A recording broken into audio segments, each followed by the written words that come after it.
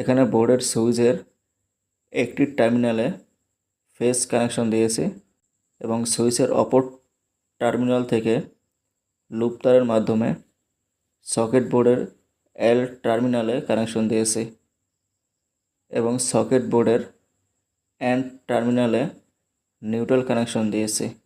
এভাবেই দুটি বোর্ডের একই কানেকশন দিয়েছি।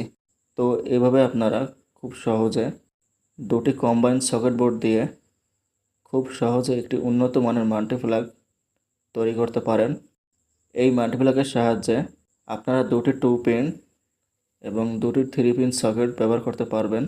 এছাড়া আপনার যদি আরও বেশি সকেট পয়েন্ট প্রয়োজন পড়ে তাহলে একাধিক সকেট বোর্ড ব্যবহার করতে পারেন।